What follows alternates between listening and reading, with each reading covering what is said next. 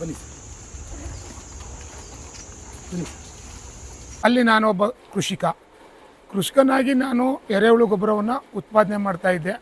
ಅದು ನನ್ನ ಸ್ವಂತಕ್ಕೆ ಅಂತ ಮಾಡಿದಂಥ ಒಂದು ಉದ್ಯಮ, ಈ ಮಾಡಿದಂಥ ಒಂದು ಪ್ರಾಜೆಕ್ಟು ಈಗ ದೊಡ್ಡ ಉದ್ಯಮವಾಗಿ ಮಾರ್ಪಟ್ಟಿದೆ ಸರ್.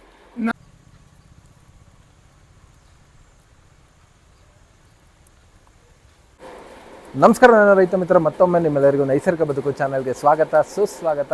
ಇವತ್ತು ನಾವು ಒಂದು ಎರೆಹುಳು ತಯಾರಿಕೆ ಮಾಡುವಂಥ ಒಂದು ಘಟಕಕ್ಕೆ ಬಂದಿದ್ದೀವಿ. ನಿಮಗೆಲ್ಲರಿಗೂ ನನ್ನ ಕಳೆದ ವಿಡಿಯೋದಲ್ಲಿ ನೋಡಿದಿರ ನೀವು, ನಿಮ್ಮ ಎರೆಹುಳು ಗೊಬ್ಬರವನ್ನು ಪೌಷ್ಟಿಕರಿಸಲು ಈ 4 ಪದಾರ್ಥಗಳನ್ನು ನಿಮ್ಮ ಎರೆಹುಳು ಗೊಬ್ಬರಕ್ಕೆ ಸೇರಿಸಿ ಅಂತ ಒಂದು ವಿಡಿಯೋ ಮಾಡಿದ್ದೆ.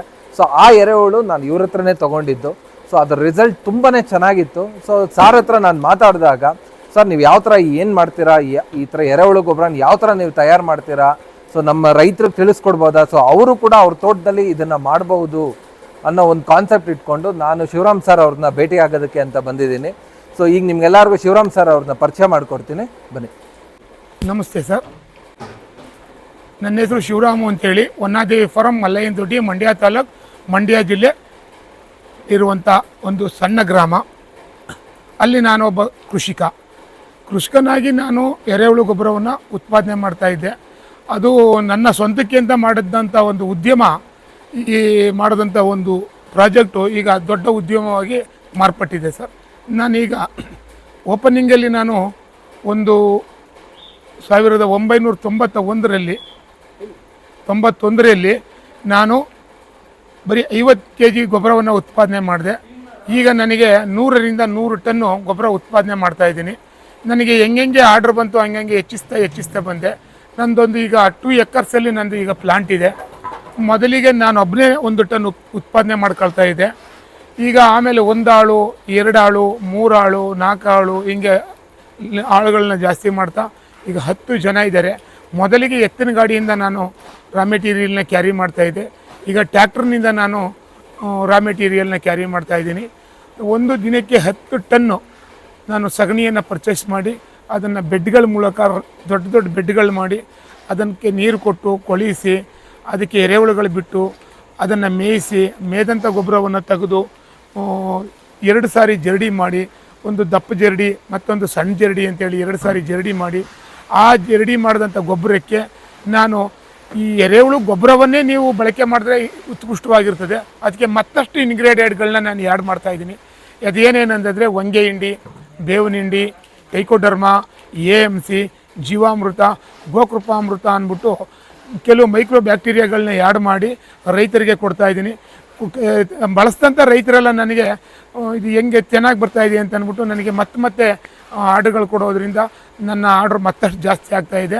ನಾನು ಪ್ರತಿಯೊಬ್ಬ ಯಾರೇ ರೈತರಿಗೆ ಕೊಟ್ಟರು ಬಳಸಿದಂಥ ರೈತರು ತುಂಬ ಚೆನ್ನಾಗಿದೆ ಅಂತೇಳಿ ಇದನ್ನು ಬಳಕೆ ಮಾಡ್ತಾಯಿದ್ದಾರೆ. 30 ವರ್ಷದ ನನಗೆ ರೈತರುಗಳಿದ್ದಾರೆ. 30 ವರ್ಷ, ನಾನು ಇಲ್ಲಿಗೆ 32-33 ವರ್ಷ ಆಯಿತು ನಾನು ಮಾಡಿ. 25 ವರ್ಷದ ರೈತರುಗಳು, 30 ವರ್ಷದ ರೈತರುಗಳು ನನ್ನ ಹತ್ರ ತಗೊಳ್ತಾ ಇರುವಂಥ ಬಳಸ್ತಾ ಇರುವಂಥ ರೈತರುಗಳಿದ್ದಾರೆ. ಜೊತೆಗೆ ನಾನು ಡೀಲರ್ಗಳಿಗೂ ಕೊಡ್ತಾಯಿದ್ದೀನಿ. ಹಿಂಗೆ ಎರೆಹುಳು ಗೊಬ್ಬರ ಮಾಡಿ ನಾನು ಮಾರಾಟ ಮಾಡ್ತಾಯಿದ್ದೀನಿ. ರೈತರುಗಳು ಇದನ್ನು ಮಾಡೋದ್ರಿಂದ ತುಂಬ ಉಪಯೋಗ ಆಗುತ್ತೆ ಅಂತ ಹೇಳ್ತಾ ಇದ್ದೀನಿ ಸರ್. ನಾನು ಸರ್, ನಿಮಗೆ ಈ ಎರೆಹುಳು ಗೊಬ್ಬರ ಮಾಡೋದಕ್ಕೆ ಯಾರು ಹೇಳ್ಕೊಟ್ಟಿದ್ದು? ನೀವು ಯಾವ ಥರ ಸ್ಟಾರ್ಟ್ ಮಾಡಿದ್ರಿ? ಇದು ನೀವು ಯಾವಾಗ ಸ್ಟಾರ್ಟ್ ಮಾಡಿದ್ರಿ? ಸರ್, 1991ರಲ್ಲಿ ನಾನು ಎರೆಹುಳು ಘಟಕನ ಶುರು ಮಾಡಿದೆ ಅಂತಂದರೆ ಅದು ಪ್ರಾಜೆಕ್ಟ್ ಅಲ್ಲ ಸರ್, ಸುಮ್ಮನೆ ಒಂದು ನನಗೆ ಸಣ್ಣ ಪ್ರಮಾಣದಲ್ಲಿ ನನಗೆ GKVKಯಿಂದ ಒಂದು 150 ಹುಳುಗಳನ್ನ ತಂದೆ. ನಾನು ಅಲ್ಲಿಂದ ಅದನ್ನು ಸಣ್ಣ ಟಬ್ಗಳಲ್ಲಿ ಮಾಡ್ತಾಯಿದ್ದೆ. ಆ ಟಬ್ಗಳಲ್ಲಿ ಮಾಡಿ ನಾನು ಅದನ್ನು ಡೆವಲಪ್ಮೆಂಟ್ ಮಾಡಿ ಆಮೇಲೆ ಒಂದು ಚಿಕ್ಕ ತೊಟ್ಟಿ ಮಾಡ್ಕೊಂಡೆ, 3 ತೊಟ್ಟಿನ. ಅದನ್ನು ಒಂದು 10 ತೊಟ್ಟಿ ಮಾಡಿ ಹಂಗೆ ಮಾಡ್ಕೊಳ್ತಾ ಇದ್ದೆ. ಇದನ್ನು ಎಲ್ಲ ಮಾಡಲಿಕ್ಕೆ ಇನ್ಪ್ರೆಷನ್ ಮಾಡಿದವರು, ನನಗೆ ಬ್ಯಾಕ್ ಬೋನ್ ಆಗಿ ನಿಂತವರು, ನನಗೆ ಇದರಲ್ಲಿ ಹೋಗುಗಳನ್ನ ಹೇಳ್ಕೊಟ್ಟಂಥ ಗುರುಗಳು ಅಂದರೆ ರಾಧಾ ಡಿ ಕಾಳೆ ಅಂತೇಳಿ ಸರ್. ನನಗೆ ಸೆಕೆಂಡ್ ಒನ್ ಮಮ್ಮಿ ಸರ್ ಅವರು. ನನಗೆ ಇದು ಮಾಡಿದಾಗ ನನಗೇನು ಗೊತ್ತಿಲ್ಲ, ನಾವು ಓದಿರೋದಕ್ಕೂ ನಾನು ಮಾಡಿರೋದಕ್ಕೂ ಇದಕ್ಕೇನು ಸಂಬಂಧನೇ ಇಲ್ಲ. ಪ್ರತಿ ಹಂತದಲ್ಲೂ ನನಗೆ ನನ್ನ ಫಾರಮ್ ವಿಸಿಟ್ ಮಾಡಿ 1991, 92, 93ರಲ್ಲಿ ಯಾವಾಗ ಸಂಪರ್ಕಗಳೇ ಕಮ್ಮಿ ಇತ್ತು ಸರ್. ಆವಾಗ ಮಾರ್ಕೆಟಿಂಗ್ ತುಂಬ ಕಮ್ಮಿ ಇತ್ತು. ರೈತರ ಹತ್ರ ತಗೊಂಡೋದ್ರೆ ಅದನ್ನು ಕಡೆಗಣಿಸೋರು, ಟೀಚ್ ಮಾಡೋರು, ಇದೇನು ಎರೆಹುಳು ಗೊಬ್ಬರನ, ಇಂಥದ್ದೊಂದು ಗೊಬ್ಬರ ಇದೆಯಾ, ಹಿಂಗಿದೆಯಾ ಅಂತ. ಅವಾಗೆಲ್ಲ ಟೀಚ್ ಮಾಡಿದಾಗೆಲ್ಲ ನನಗೂ ಒಂದು ಸ್ವಲ್ಪ ಇನ್ಸಲ್ಟ್ ಆಗ್ತಾಯಿತ್ತು ಸರ್. ಈ ಪ್ರಾಜೆಕ್ಟ್ ಏನು ಮಾಡೋದೇ ಬೇಡ ಅಂದ್ಬಿಟ್ಟು ಸುಮ್ಮನೆ ಆಗ್ಬಿಟ್ಟೈತೆ ಸರ್. ಫಸ್ಟಿಗೆ ಇದು ನನಗೆ 1991, 92, 93ರಲ್ಲಿ 3 ವರ್ಷಗಳ ಕಾಲ ನನಗೆ ಅಷ್ಟು ಏನು ಅರ್ನಿಂಗ್ ತಂದು ಕೊಟ್ಟಿಲ್ಲ. ಇದು ಸುಮ್ಮನೆ ಕುಂತಿತ್ತು ಸರ್ ಪ್ರಾಜೆಕ್ಟ್ ಇದು. ಅದೇನು ತಗೋಗಿ ಮಡಗೋದು ಮುಂದಕ್ಕೆ ಮಡಗ್ತಾ ಇದೆ ಸರ್ ನಾನು ಅದನ್ನು. ಅದು ಆಮೇಲೆ ಏನೋ ತಿರ್ಗಾ ಮೇಡಮ್ ಹತ್ರ ತಿರ್ಗಾ ಹೋದೆ, ಅಮ್ಮ ನಾನು ಇದು ಮಾಡೋಕ್ಕಾಗಲ್ಲಮ್ಮ, ಇದು ಪ್ರಾಜೆಕ್ಟ್ ತುಂಬ ನನಗೆ ಏನು ಇದರಿಂದ ರಿಟರ್ನ್ ಏನು ಬರ್ತಾಯಿಲ್ಲ, ಯಾರೂ ರೆಸ್ಪಾನ್ಸ್ ಸರಿಯಾಗಿ ಮಾಡ್ತಾಯಿಲ್ಲ ಅಂದ. ಆವಾಗ ನನಗೆ ತುಂಬ ಧೈರ್ಯ ಹೇಳಿದ್ರು ಸರ್ ನನಗೆ ಅಮ್ಮ. ಏನಂತಂದರೆ, ಮಗು ಇದು ಮುಂದೊಂದು ದಿನ ಒಳ್ಳೆ ಹೆಸರು ಬರ್ತದೆ, ಇದಕ್ಕೆ ಒಳ್ಳೆ ಪ್ರಾಜೆಕ್ಟ್ ಇದೆ ಇದು, ನೀನು ಇದನ್ನು ಕೈ ಬಿಡಬೇಡ. ಇವತ್ತು ನಿನಗೆ ಹಣ ಕೊಡದೇ ಇರ್ಬೋದು, ಮುಂದಿನ ದಿನಕ್ಕೆ ನಿನ್ನ ಲೈಫ್ಗೆ ಒಳ್ಳೆ ಭದ್ರತೆ ಆಯ್ತದೆ, ಇದನ್ನು ಬಿಡಬೇಡ ಮಾಡು ಅಂತೇಳಿ ನನಗೆ ಬೆನ್ನು ತಟ್ಟಿ ತಿರ್ಗಾ ಮತ್ತೆ ಕಳಿಸಿದ್ರು ಸರ್. ನನಗೆ ಸಮಾಧಾನ ಹೇಳಿ ಎಲ್ಲನೂ ಹೇಳಿ ಕಾಫಿ ತರಿಸಿ ಕುಡಿಸಿ ಎಲ್ಲ ಮಾಡಿ ಕಳಿಸ್ಕೊಟ್ರು ಸರ್. ಅಲ್ಲಿಂದ ಬಂದು ತಿರ್ಗಾ ಶುರು ಮಾಡಿದೆ. ಅಲ್ಲಿಂದ ಬಂದಾದಮೇಲೆ ಒಂದು ಸ್ವಲ್ಪ ಸಣ್ಣ ಪುಟ್ಟಿ ಹೆಜ್ಜೆ ಇಡೋಕ್ಕೆ ಶುರು ಮಾಡ್ತು ಸರ್ ಅದು. ಆಮೇಲೆ ಓಡೋಕ್ಕೆ ಶುರು ಮಾಡ್ತು. ಈಗ ಓಡ್ತಾ ಇದೆ, ನಾ ಕುಂತಿದ್ರು ಬಿಡ್ತಾ ಇಲ್ಲ, ನನ್ನನ್ನು ಎಳ್ಕೊಂಡು ಹೋಗ್ತಾ ಇದೆ. ಅದು ಏನು ಅನ್ನೋದೇ ಗೊತ್ತಿಲ್ಲ ಸರ್ ನನಗೆ. ನಾನು ಇದ್ರ ಬಗ್ಗೆ ನಂದೇನಿದೆ ನಾನು ಹೋಗ್ತಾ ಇದ್ದೀನಿ ಸರ್. ಅದ್ರ ಪಾಡ್ಗೆ ಅದೇ ಮಾರ್ಕೆಟಿಂಗ್ ಆಗ್ತಾಯಿದೆ, without branded, without ಮಾರ್ಕೆಟಿಂಗ್ಸು, without advertisement, ವಿತೌಟು ಪ್ರಚಾರ ಏನು ಇಲ್ಲದೇ ಮಾರಾಟ ಆಗ್ತಾಯಿದೆ ಸರ್. ಇಷ್ಟು ಗೊಬ್ಬರನು ನಾವು ಎಲ್ಲಿ ತನಕ ಒಳ್ಳೆ ಗೊಬ್ಬರ ಕೊಟ್ಕೊ ಬರ್ತಾಯಿದ್ದೀನಿ ಸರ್. ನಾವು ಎಲ್ಲಿ ತನಕ ರೈತರಿಗೆ ಒಳ್ಳೆ ಗೊಬ್ಬರ ಕೊಡ್ತೀವೋ ಅಲ್ಲಿ ತನಕ ಅವ್ರ ಮನಸ್ಸಲ್ಲಿ ನಾವು ಇರ್ತೀವಿ. ನಾವು ಯಾವಾಗ ಕೆಟ್ಟ ಗೊಬ್ಬರ ಕೊಡ್ತೀವಿ ಅವ್ರ ಮನಸ್ಸಿಂದ ನನ್ನನ್ನು ಡಿಲೀಟ್ ಮಾಡ್ತಾರೆ ಸರ್. ಹಂಗಾಗಿ ನಾವು ಎಲ್ಲಿ ತನಕ ಒಳ್ಳೆ ಗೊಬ್ಬರ ಕೊಡ್ತಾ ಇರ್ತೀವೋ ಅಲ್ಲಿ ತನಕ ನನ್ನ ನಡೀತಾ ಇದೆ ಸರ್. ಹಂಗೆ ನಡ್ಕೊ ಬರ್ತಾಯಿದೆ. ನನ್ನ ಗೊಬ್ಬರದಲ್ಲಿ ಏನೇನು ಪ್ರಾಬ್ಲಮ್ ಇದೆ ಅಂತ ಒಬ್ಬ ರೈತರಿಗೆ ಹೇಳ್ಬಿಟ್ಟೆ ಕೊಡ್ತೀನಿ ಸರ್ ನಾನು. ನನ್ನ ಗೊಬ್ಬರದಲ್ಲಿ ಇಂಥ ಪ್ರಾಬ್ಲಮ್ಸ್ ಇದೆ. ಅವು 2 ಪ್ರಾಬ್ಲಮ್ಸ್ ಇದೆ ಸರ್. ಒಂದು, ಸಗಣಿಯಿಂದ ಮಾಡೋದ್ರಿಂದ ಜರಡಿ ಸೈಜ್ ಕಲ್ಲು ಬರುತ್ತೆ ಸರ್. ಮತ್ತು ಕಳೆ ಹುಲ್ಲುಗಳು, ಲೀವ್ಸ್ಗಳನ್ನ ಎಲ್ಲ ಪ್ರಾಣಿಗಳ ಮಲಮೂತ್ರ ಹಾಕೋದ್ರಿಂದ ಎರೆಹುಳು 100% ತಿಂದೇ ಇರೋ ದೆಸೆಯಿಂದ 1-2%, 5%, 10% ಹಾರ್ವೆಸ್ಟ್ ಮಾಡುವಾಗ ಬರೋದ್ರಿಂದ ಇಲ್ಲೊಂದು ಕಳೆ ಬರುತ್ತೆ ಸರ್. ನನಗೆ ಇವೆರಡು ಪ್ರಾಬ್ಲಮ್ ಬಿಟ್ಟರೆ ನನ್ನ ಗೊಬ್ಬರದಲ್ಲಿ ಯಾವುದೇ ಪ್ರಾಬ್ಲಮ್ ಇಲ್ಲ ಸರ್. ನಾನು ತೋಟಗಾರಿಕೆ ಇಲಾಖೆ ಹುಳಿ ಟೆಸ್ಟ್ ಮಾಡಿಸಿದ್ದೀನಿ. ಅದು ಟೆಸ್ಟಿಂಗ್ ರಿಪೋರ್ಟ್ ಎಲ್ಲ ಇದೆ.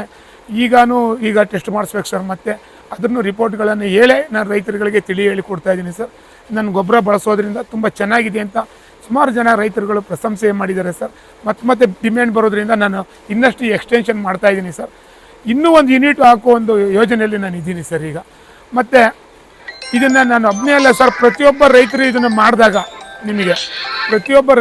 ಮಾಡಿದಾಗ ಅವರ ಆರ್ಥಿಕ ಮಟ್ಟವನ್ನು ಮತ್ತು ಅವರ ಭೂಮಿಯ ಫಲವತ್ತತೆಯನ್ನು, ಅವರ ಬೆಳೆಯ ಗುಣಮಟ್ಟವನ್ನು ಸರಿದೂಗಿಸ್ಕೋಬೋದು ಅಂತೇಳಿ ಪ್ರತಿಯೊಬ್ಬರು ಇದನ್ನು ಮಾಡಿ ಇದ್ರ ಉಪಯೋಗ ಪಡ್ಕೊಳ್ಳಿ ಅಂತೇಳಿ ನಾನು ಪ್ರತಿಯೊಬ್ಬ ರೈತರಿಗೆ ನಾನು ಕೇಳ್ಕೊಳ್ತೀನಿ ಸರ್. ಇದ್ರ ಬಗ್ಗೆ ನಾನು ಎರೆಹುಳು ಗೊಬ್ಬರದ ಬಗ್ಗೆ ಅಂದರೆ ಸಾವಿರಾರು ರೈತರು ಮಾಡಿದ್ರು ಏನು ಸಮಸ್ಯೆ ಇಲ್ಲ ಸರ್. ಇದು ಮುಗಿದು ಹೋಗುವ ಸಂಪನ್ಮೂಲ. ನಮ್ಮದು ಕೃಷಿ ಪ್ರಧಾನ ದೇಶ.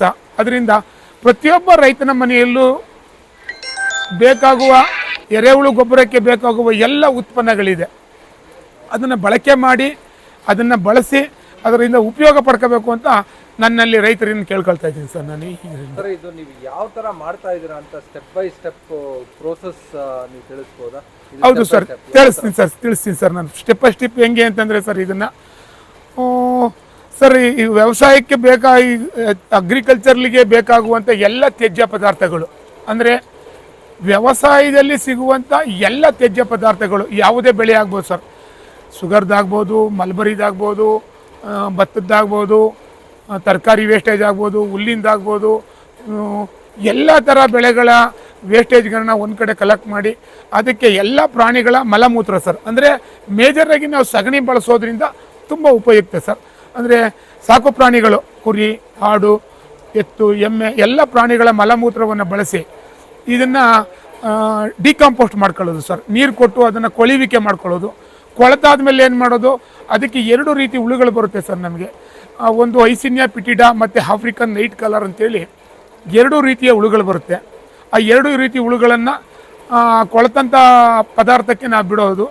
ಅದು ತಿಂದು ಎಲ್ಲವನ್ನು ಪಿಕ್ಕೆ ಮಾಡುತ್ತೆ. ಆ ಬಂದಂಥ ಪಿಕ್ಕೆಯನ್ನು ನಾವು ಈ ಜರಡಿ ಮಾಡಿ ಅದಕ್ಕೆ ಸ್ವಂತ ಬಳಕೆಗಾದರೆ ಯಾವುದೇ ಜರಡಿ ಏನು ಬೇಕಾಗಿಲ್ಲ ಸರ್. ನೀವು ಹಂಗೆ ಬಳಸ್ಕೋಬೋದು. ನೀವು ಕಮರ್ಷಿಯಲಿಗೆ ಮಾರಾಟ ಮಾಡೋದು ಆದರೆ ರೈತರುಗಳಿಗೆ ಮಾರಾಟ ಮಾಡೋದಾದರೆ ಅದರಲ್ಲಿ ಸಣ್ಣ ಕಲ್ಲು ಬರ್ದಂಗೆ, ಮೇಯ್ದೆ ಇರೋದು ಬರ್ದಂಗೆ ಎಲ್ಲ ಜರಡಿ ಮಾಡಿ 1-2 ಸಾರಿ ಜರಡಿ ಮಾಡಿ ಅದಕ್ಕೆ ಕೆಲವು ಇಂಗ್ರೀಡಿಯೆಂಟನ್ನು ಹಾಕಿದಾಗ ನಮಗೆ ಈ ಇನ್ನಷ್ಟು ಗೊಬ್ಬರ ಉತ್ಕೃಷ್ಟತೆ ಆಗುತ್ತೆ. ಸತ್ವಭರಿತವಾಗುತ್ತೆ, ಶಕ್ತಿಯುತವಾಗುತ್ತೆ. ಆ ಟೈಮ್ನಲ್ಲಿ ನೀವು ಯಾವುದೇ ಬೆಳೆಗೆ ಕೊಟ್ಟಾಗ ನಿಮಗೆ ಬೆಳೆ ತುಂಬ ಸಮೃದ್ಧಿಯಾಗಿ ಬೆಳೀತದೆ, ರೋಗ ಮುಕ್ತವಾಗಿರ್ತದೆ, ಭೂಮಿ ಫಲವತ್ತತೆ ಆಗ್ತದೆ. ಬೆಳೆದಂಥ ಬೆಳೆ ತುಂಬ ಸ್ವಾದ, ರುಚಿ, ಶುಚಿಯಾಗಿರುತ್ತೆ ಸರ್. ಅದರಿಂದ ತಿಂದಂಥ ಉಪಯೋಗಿಸಿದಂಥ ಎಲ್ಲರಿಗೂ ಅದು ಆರೋಗ್ಯಯುಕ್ತವಾಗಿ ರೋಗ ಮುಕ್ತವಾಗಿರುತ್ತೆ ಸರ್. ಅದು ಮತ್ತು ನೀವು ಇದಕ್ಕೆ ಬೇರೆ ಏನೇನು ಇಂಗ್ರೀಡಿಯೆಂಟ್ಸ್ ಆ್ಯಡ್ ಮಾಡ್ತೀರಾ ಸರ್? ನೀವು ನನಗೆ ಆ್ಯಕ್ಚುಲಿ ನನ್ನ ರಿಪೋರ್ಟಲ್ಲಿ ನೀವು ಕೊಟ್ಟಿದ್ದೀರಾ, ಜೀವಾಮೃತ ಆ್ಯಡ್ ಮಾಡ್ತೀನಿ, ಗೋಕುಪಾಮೃತ ಆ್ಯಡ್ ಮಾಡ್ತೀನಿ, ಟ್ರೈಕೋಡರ್ಮಾ, ಸೂಡೋಮೋನಸ್ ಅಂತ. ಸೊ ಅದನ್ನೆಲ್ಲ ನೋಡ್ಬೋದಾ ನೀವು ಯಾವ ಥರ? ಖಂಡಿತ ನೋಡ್ಬೋದು ಸರ್. ನೀವು ನಮ್ಮ KVKಯಿಂದ ತಗೊಳ್ತೀನಿ, ಮತ್ತು ಅದನ್ನು ಬಳಕೆ ಮಾಡ್ತಾ ಇದ್ದೀನಿ ಸರ್. ಬನ್ನಿ ಸರ್, ಈಗ ನಮಗೆ ಇಂಗ್ರೀಡಿಯೆಂಟ್ಗಳು ಏನೇನನ್ನು ಹಾಕ್ತೀವಿ ಅನ್ನೋದನ್ನು ಇಲ್ಲಿ ತೋರಿಸ್ತೀವಿ ಸರ್ ನಿಮಗೆ.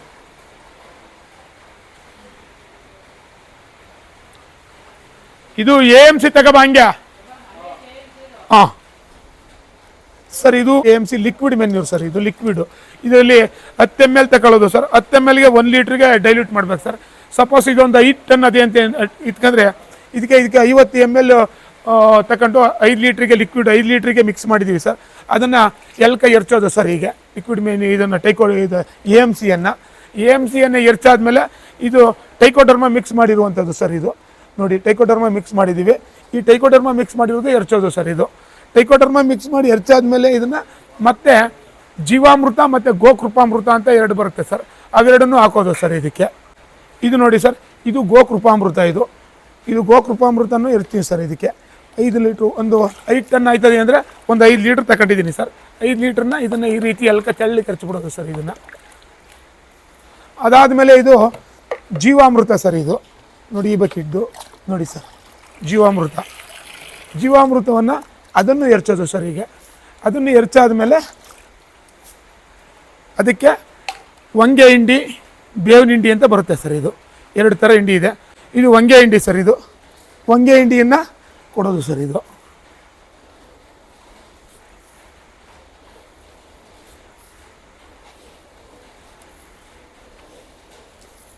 ಹೊಂಗೆ ಹಿಂಡಿ ಕೊಡೋದು. ಆಮೇಲೆ ಬೇವಿನ ಹಿಂಡಿ ಕೊಡೋದು ಸರ್. ಇದು ಬೇವಿನ ಹಿಂಡಿ ಕೊಡೋದು.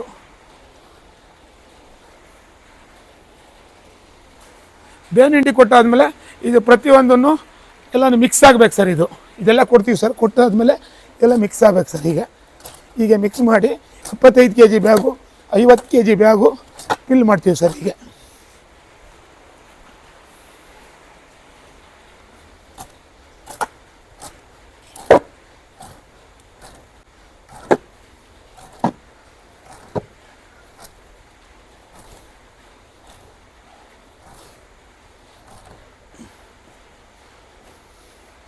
ಈಗ ಫಿಲ್ ಮಾಡೋದಂಥದ್ದನ್ನು 25 kg ಬ್ಯಾಗು ಮತ್ತು 50 kg ಬ್ಯಾಗ್ಗೆ ಫಿಲ್ ಮಾಡ್ತೀವಿ ಸರ್. 2 ಬ್ಯಾಗ್ ತಗೊಂಡು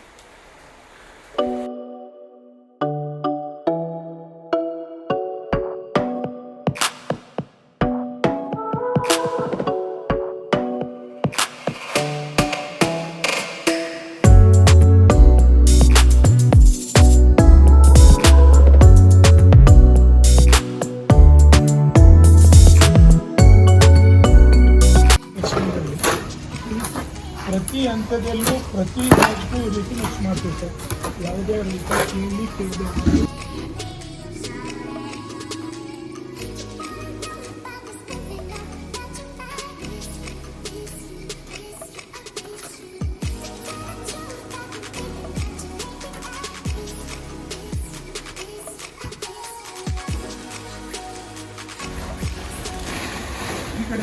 ಇರಲಿ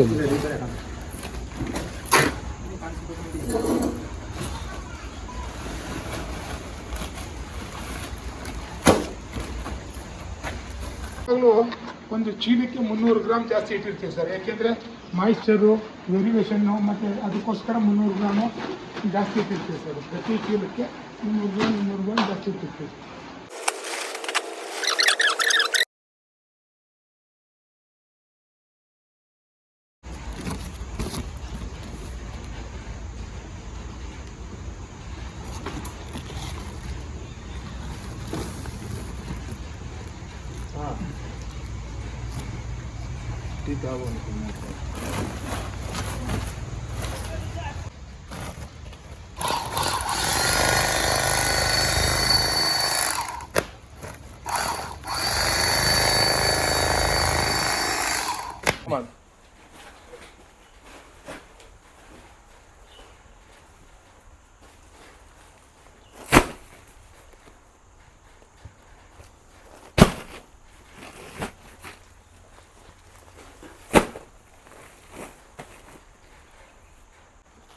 ಈ ರೀತಿ ಆದಂಥದನ್ನು 25 kg ಬ್ಯಾಗು 50 kg ಬ್ಯಾಗ್ ಮಾಡಿ ಪ್ರತಿಯೊಬ್ಬ ರೈತರು ಯಾರು ಇಲ್ಲಿಂದ ಯಾರು ಕೇಳ್ತಾರೆ ಅವರಿಗೆ ಮಾರಾಟ ಮಾಡ್ತಾಯಿದ್ದೀವಿ ಸರ್.